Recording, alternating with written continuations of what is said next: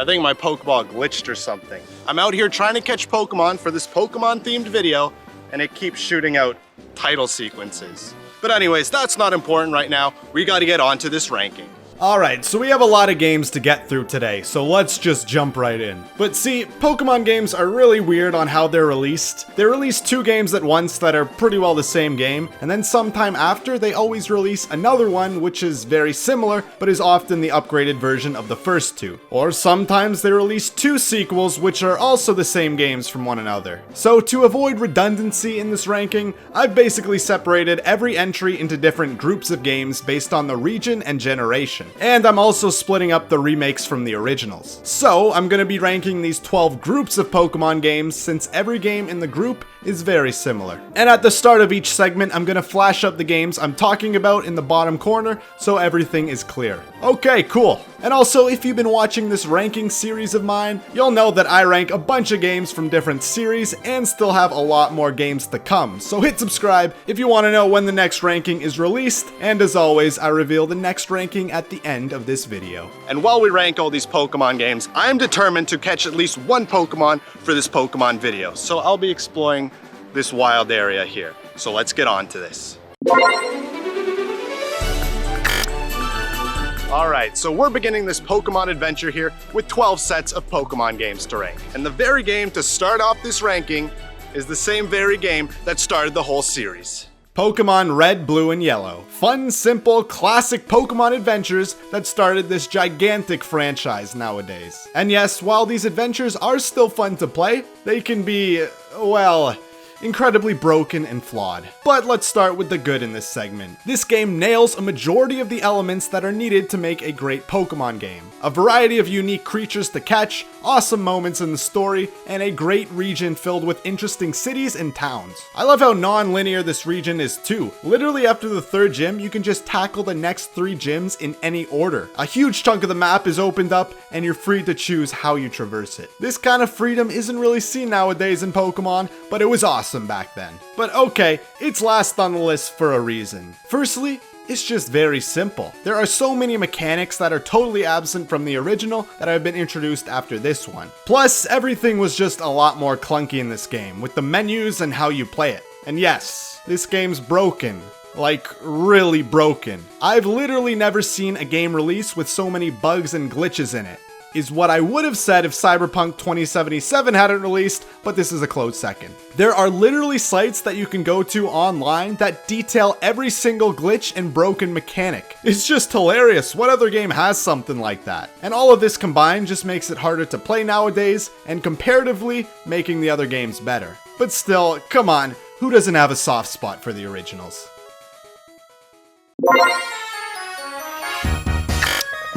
So we just looked at the Kanto region, and that was great and all, but now it's time to explore new things, new towns and new cities in the game. It's time to go right back to Kanto again. Let's go Eevee and let's go Pikachu. Probably the games that no one expected, but everyone still got. This is the, let me see here. 1, 2, 3, 4, 5, 6th remake of the Kanto region here, but this time the difference is you catch Pokemon in the same way like Pokemon Go. Huh. Okay, this game did add a few more cool features to this remake. Firstly, no random encounters. Every Pokemon that you can catch, you'll see just walking about their day, and you can go up to them to start the battle. Not only is this just, less annoying, it actually makes the world feel a lot more immersive and alive. To add to this, now your Pokemon just follows you too. This is great, they all have unique animations and everything. And some you can even ride on, it's awesome. Other than that, this is just Kanto in the prettiest version we've seen so far. I really do like the style and visuals, other than, well, the rocks and the routes look just as blocky and unnatural as before. Like, they could have smoothed out the rocks a bit to make it feel, less gamey. But the visuals overall are still pretty good. Plus the music and all the sound effects are redone, and they sound like a full orchestra, which is great. But there are still some issues I have with this version of Kanto. So they kind of wanted to make this game to be more accessible to casual players, and they did this by taking out the more complex, and I mean slightly complex features from the original. So now there's no abilities or held items. Okay, fine. But then they even got rid of the entire Sevi Island section from Fire Red. What? That part was great and much needed in the game. Like you're already remaking Kanto yet again, you can't include less features than the previous remake. That makes no sense. I don't care if you're trying to appeal to a different audience or whatever, they won't like these things to be removed either. And also, this game is easy. Like, way too easy. To a point where it honestly just gets boring one-shotting every Pokemon you fight at times. Your Pokemon just get so overleveled, which eliminates a lot of the challenge and fun of battling. Even with all that said though, this game can still provide some fun classic Pokemon moments.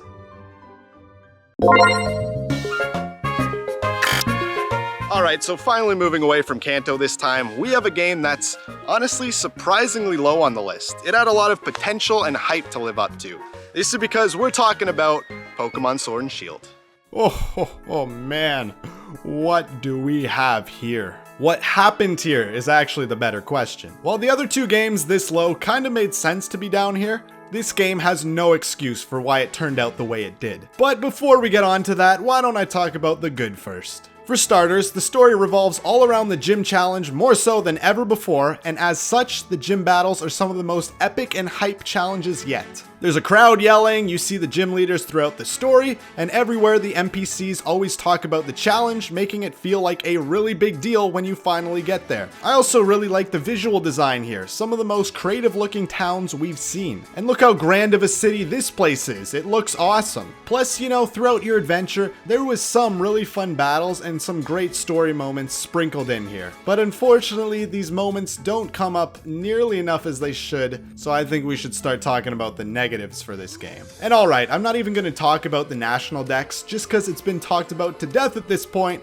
Plus honestly, while it's still not great, it's the least of the game's problems. Okay, let's start with the route design. What happened here? The overwhelming majority of routes are straight lines. It's linear, which removes a lot of the fun of explorable routes in the previous games. Same with the towns too. Look how cool this place looks until you realize it's literally a straight line. No, seriously, nothing else. You could say that the wild area was supposed to be more the open section of the game, but this area lacked many things to do, felt empty, and had a ridiculous amount of poppin'. I do like the concept, I'll give it that, but it wasn't fully realized in this game. And there were also so many things that were removed or changed for the worse, like how there was no sub-conflict until the very end, Team Yell didn't do much of anything, it lacks a story, no victory road, no Elite Four, no interesting dungeons, unfinished textures and visuals throughout, super handholdy, lacking in secrets, and a really easy difficulty. At the end of the day, these games just feel unfinished more than anything. Like listen, okay, if you enjoyed these games, then nothing against you, but I just feel Pokemon has a lot more potential than this. Potential that I will be talking about in the games continuing this list.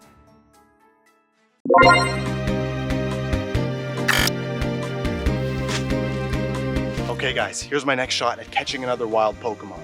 There's a Torchic right there on that tree. Let's do this.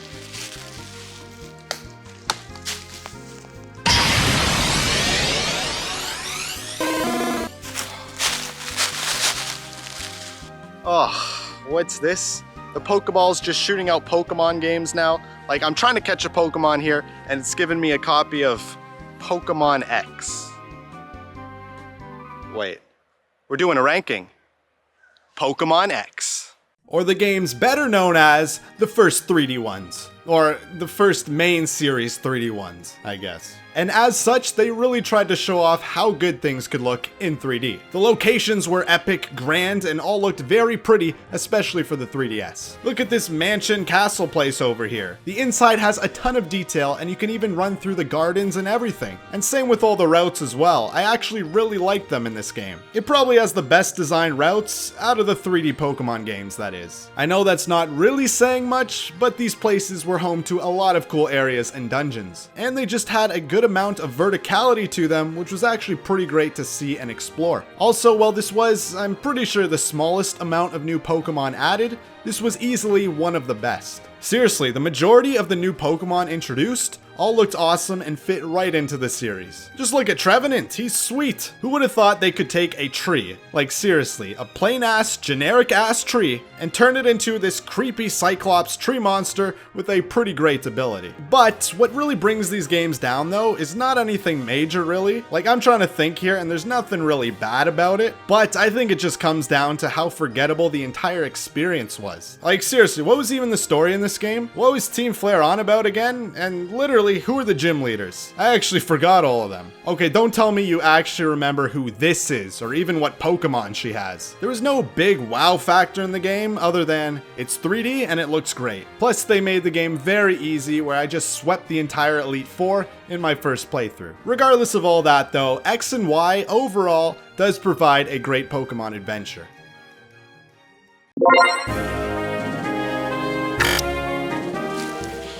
Okay, so this next game we have here really tried to be different in the series. It changed a lot of the core mechanics and features that were always present in Pokemon. And because of this, a lot of people called it a breath of fresh air. This is Pokemon Sun and Moon.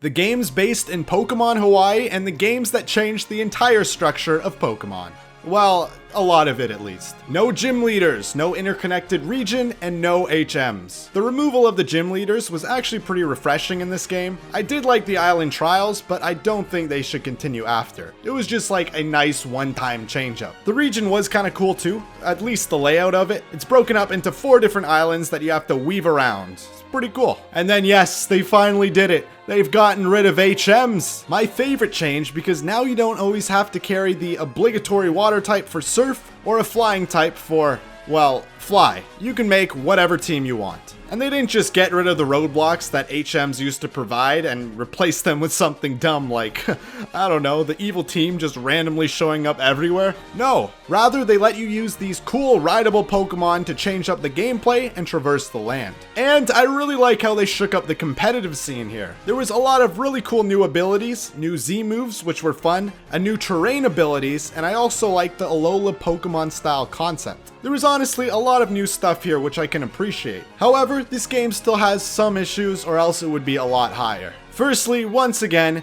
this game is so linear. The landscape can often feel like a hallway lacking branching paths or other routes. And what doesn't help this is just how hand-holdy and easy this feels once again. There's a big old icon on your map all the time telling you exactly where you need to go, and unless you actually do that, a lot of areas will be blocked off. This game honestly does share a lot of similar issues to Sword and Shield, but it's not to the same extent and has enough redeeming features to put it higher.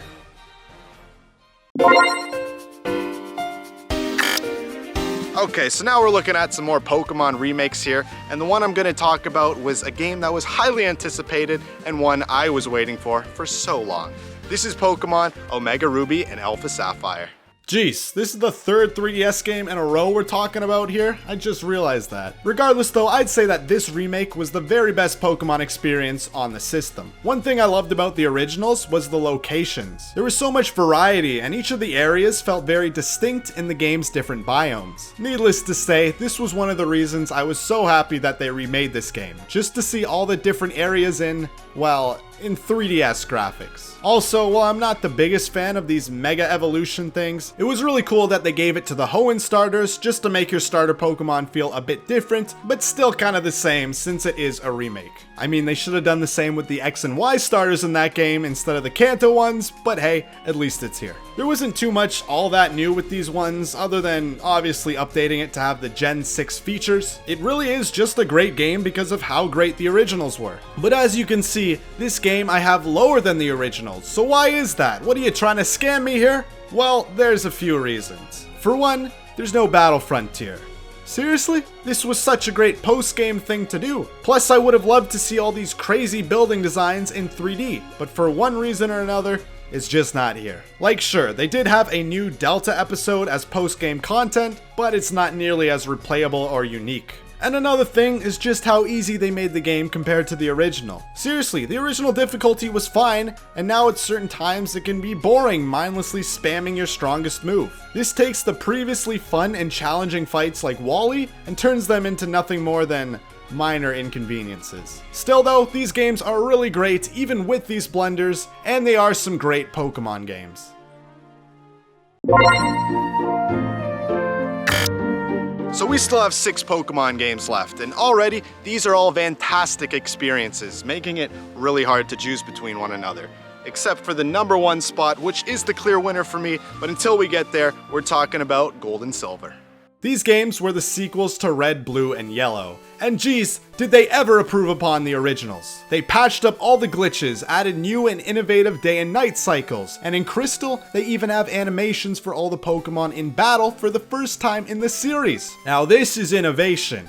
Well, at least for the time. Regardless though, this had to be some of the most improved sequels out there. On top of everything else, they literally included the entire region of Red and Blue as a part of the post-game, complete with all 8 gym leaders. Like, the second Pokemon game in the entire series is more bold than literally all the Pokemon games that come out nowadays. Oh damn, shots fired! These games also just had a lot of interesting story beats and locations. There's a whole Dragon Lair trial that you have to do to get the final gym badge, a weird ass rickety tower with a bunch of plants, and of course, who could forget the red Gyarados? Huh, yeah, mine was shiny on the first try. You jealous? The entire adventure was just all about the mythical creatures and legends of the Pokemon universe. And I just like how mysterious this whole region felt. The new legendaries in the game had that same vibe too. Just look at Celebi, he's this mysterious onion who just lives in the forest or something. I don't even know, they tell you nothing about him. Then there's all the mysterious towers in Ekritique and even the ruins of Elf.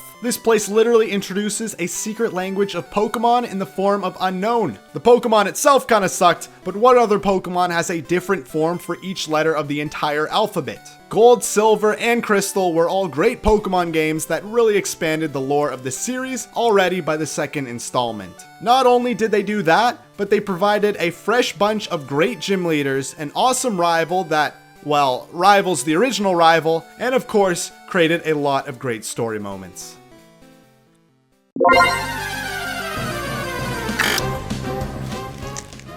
Alright, this time I've spotted a wild Squirtle.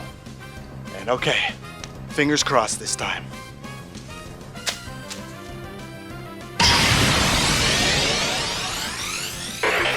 Man, really again? Okay, I don't know what's wrong with these Pokeballs here, guys. This time it just gave me a copy of Pokemon Fire Red and Leaf Green, the best remakes of Kanto that we've seen. Yes, the originals were good, but incredibly dated. These remakes are the true experience of what those games tried to provide, with a fresh coat of paint on it and even some new bells and whistles thrown in. They even added 7 new islands to explore during the main story. This feature was the perfect addition since, well, there really wasn't that much to do between the final 2 gyms in the original game. With this new area and all the other little touches added to the game, the pacing is now perfect. There were so many great moments throughout your adventure that just stuck with you in this game. Remember all the secret Team Rocket bases? They were awesome discovering them all. There's even that secret staircase to one of the bases hidden in the game corner. This could potentially even be a reference to how the mob used to control casinos in Vegas. That's really cool. And then there's the whole creepy Lavender Town. What's the deal with this place? I don't even know all the mysteries it houses. You fight ghosts there, okay? That's all I know. Anyways, and then we have your rival, which, come on, this game clearly has the best rival in the entire series, Garyoke. This guy was, oh, was he ever, this guy, eh? This guy was some piece of work.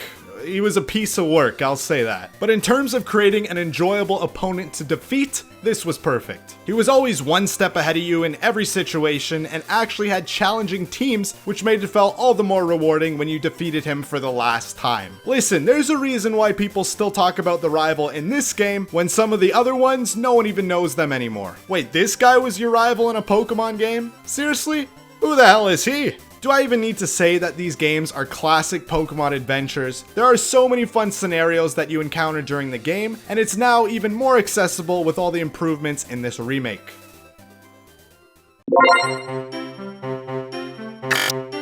So the next games that we have here were pretty interesting Pokemon games, especially in retrospect. They were bold with their execution and shook up the series by quite a lot. This is Pokemon Black and White. So these games were probably, okay, let's be honest, not probably, but were the biggest change up in the series when they released, that is. While there were some good changes and some bad, overall I can say that these games provided a fresh twist to the Pokemon formula. This is probably the first time where they really had some interesting characters in the game. Take your rivals for example. While they're not a typical jerk rival like Gary, they still had unique character arcs. And I just like Charon over here. He's this like nerd and is completely obsessed with finding the best way to make his Pokemon the most powerful and what's the mathematical best way to try and beat you. Overall though, these games just polished up a lot of things in Pokemon that made the whole experience more fluent, I guess. Less frustrating is what I'll go with. For more minor improvements, like adding these cool new cinematic shots to show off the landscape and areas, to major permanent changes like how TMs never run out now. Oh, I did not know I needed this until they did it. Plus, this is the first and last games to have seasons in it that corresponded with the season it actually was in real life. How come this feature never returns? What? Oh, and look how great the battle animations are now. The Pokemon are constantly moving, making them feel more alive. There's a moving camera now, and all of your Pokemon's attacks look great.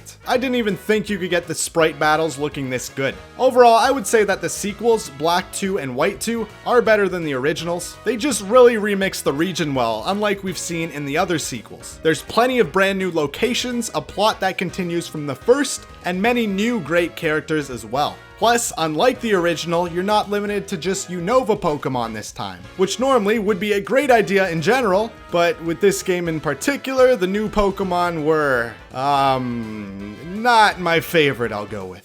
But it's all technically preference at that point, which is why I like the sequels more.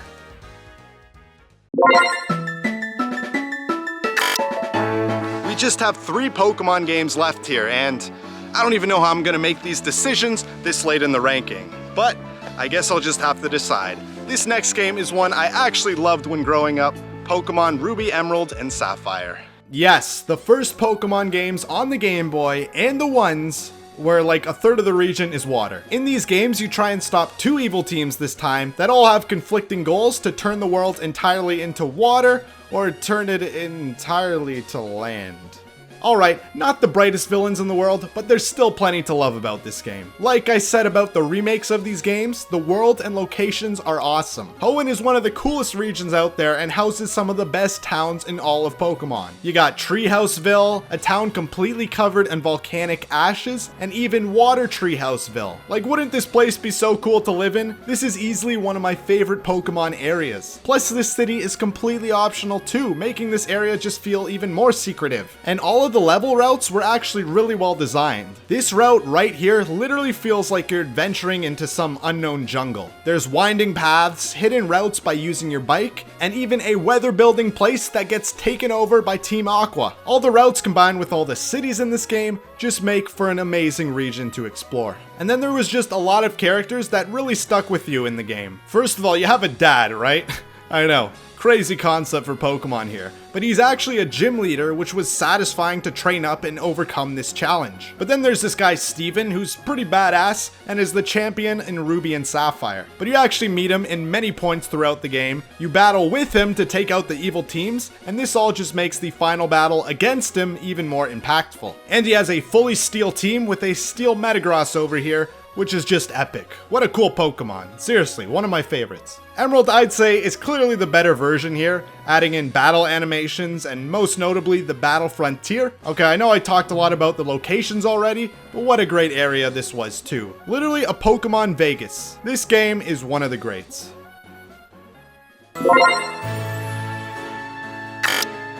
So now we come to the final 2 Pokemon games. And can you tell I'm a fan of Generation 4? Anyways, the second best game, runner-up, the almost best Pokemon game is Pokemon Diamond and Pearl. These games are still some of the most epic experiences in the entire Pokemon series. The story was just cranked up to super high stakes. So this blue hair guy is literally just trying to restart the entire universe in hopes to make a new one where he's a god. And then the story peaks with some epic battles on top of this mountain, which I really don't want to spoil too much of here, but let's just say the Pokemon who control space and time get summoned. Also, they decided Pokemon needed a Poke god in this game in the form of Arceus. series. I don't know, something about this thing's introduction in general just made the series and world feel more grand. Plus his design just looks great. I actually even liked a lot of the other new Pokemon designs too. And these games literally introduced so many new evolutions of past Pokemon, which gave a lot of previously, well, less than stellar Pokemon, let's say, a lot more use. Plus, come on. They made this fruitcake over here. Honestly, these games were so close at being tied with Ruby, Sapphire, and Emerald. But overall, what put these ones ahead were just all the various updates and small touches in the game. Things like the physical and special split. Brilliant, finally. I would say this is the best change in the entire Pokemon series even. And then there's other things like the return of a day and night cycle, trading and battling over DS Wi-Fi, more detailed sprites, and even included 3D models in the world, which just made the locations pop out more. Overall, I would say Platinum is the better version. It just sped up everything as the original was a bit slow. It also introduced a new form for a legendary, and of course, it had an awesome new Distortion World area. The story, region, and characters were just a lot more fun this time around. This game kept a lot of the same classic elements to Pokemon, but it really felt like everything was cranked up to 100 this time.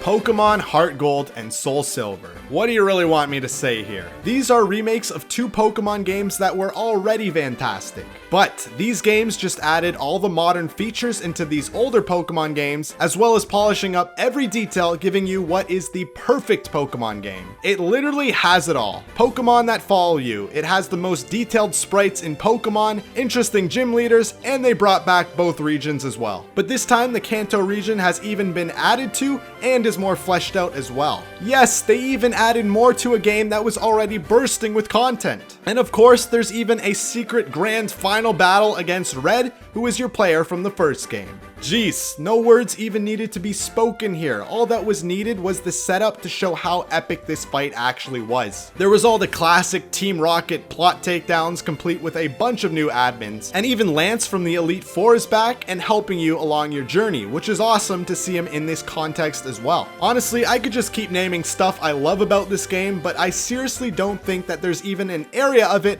that I don't like. Everything just fits into place and works so perfectly this time. And you know what? I just really like the Johto Pokemon too. This very well might be my favorite region of Pokemon. The legendary beasts are the greatest design trio. I really like the starters too, and Espeon and Umbreon are the best evolutions. Period. Okay, to sum up this entire segment and this entire video, geez, wow, is this video ever getting long at this point? But I saw one really good quote about the making of this game that really sums up everything very well. So I haven't seen this interview, but the quote has been shared many times across the internet, and it's a quote from the director of Heart Gold and Soul Silver, this guy over here.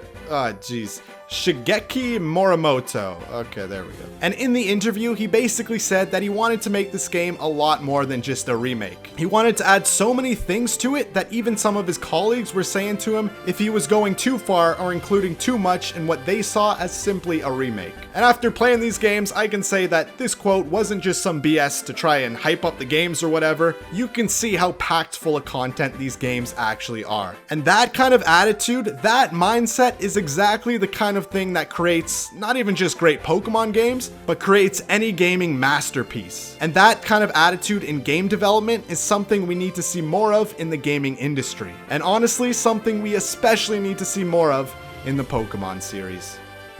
Well, and there you have it, guys. That's the ranking video. I did really try hard to catch a Pokemon for this video, but I don't know, maybe I'm not cut out to be a Pokemon trainer.